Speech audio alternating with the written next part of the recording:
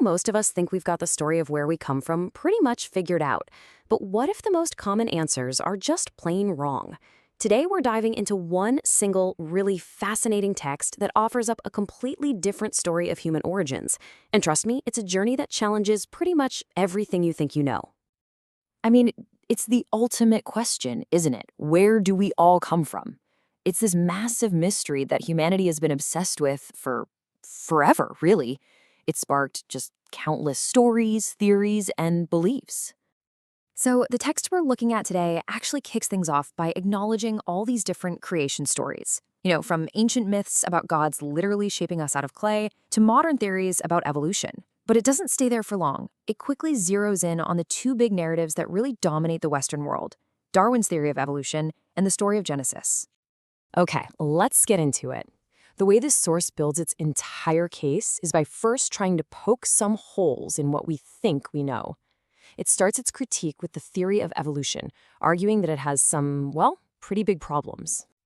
The first major challenge it throws down targets a core idea of evolution, this concept of slow, gradual change. It brings up that classic missing link problem. I mean, think about it. If one species slowly, bit by bit, turns into another over millions of years, shouldn't the fossil record be just full of all those in-between stages? The source's argument is that it's not, and that this gap is a major flaw in the whole theory.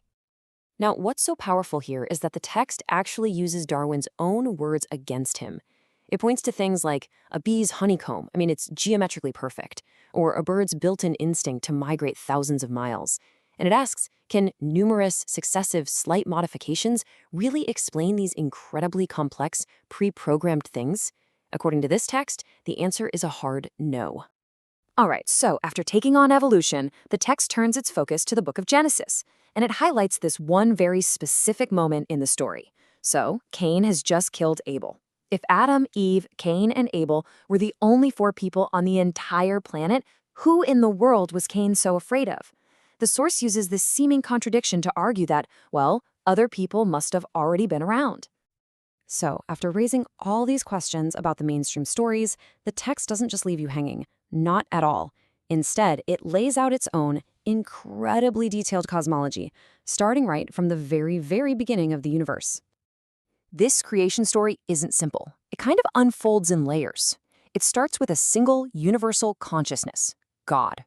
Then, from that consciousness, other gods are created to help manage everything. Then come the angels, who are supposed to do the actual work of bringing life to planets.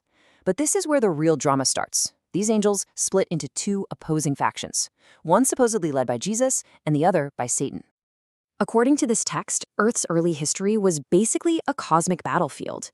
First, you get Jesus' faction arriving and creating this beautiful, harmonious world full of plants and herbivores. But then, Satan's faction shows up, and to mess everything up, they create predators and dinosaurs. The conflict apparently got so out of hand that God had to step in and wipe out the dinosaurs with a plague. Okay, let's keep going because this is where the theory gets, well, really wild. The source argues that humanity isn't one big family at all. Instead, it claims we are the result of three totally separate creation events. And this is really the heart of the whole theory. It claims humanity has three distinct origins.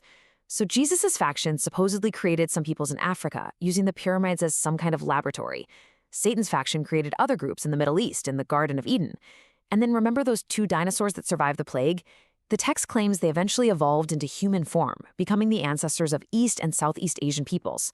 The source presents this three-part origin as the real reason for all the deep-seated cultural differences and conflicts throughout history. Now, you might be thinking, okay, that's a wild story, but what's the point? Well, this entire origin story isn't just for kicks. The text uses it as a way to diagnose why the world is the way it is today, and it argues that we are all completely focused on the wrong problems. The source lists all the crises we're constantly hearing about, right? Climate change, war, pollution, you name it.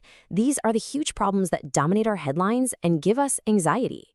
But this is where the text makes a really sharp turn. It claims that if we pour all our energy into fixing these individual problems, we're basically just playing whack-a-mole. We're going to fail. Why? Because these issues aren't the actual disease. They're just the symptoms of a much, much deeper crisis that's affecting every single one of us. So what is this root problem? The text calls it a kind of spiritual anesthesia. The idea is that we are all born with this innate ability, a kind of sixth sense it calls Ling Jue, to perceive higher realities and to understand the true ripple effects of our actions. But it argues that for modern humans, that vital sense has gone numb. We've been disconnected from that deeper reality. And what happens when that spiritual sense just fades away? The text says we start to see the world in a really flat, materialistic way. We take survival of the fittest and turn it from a biological theory into a social rule.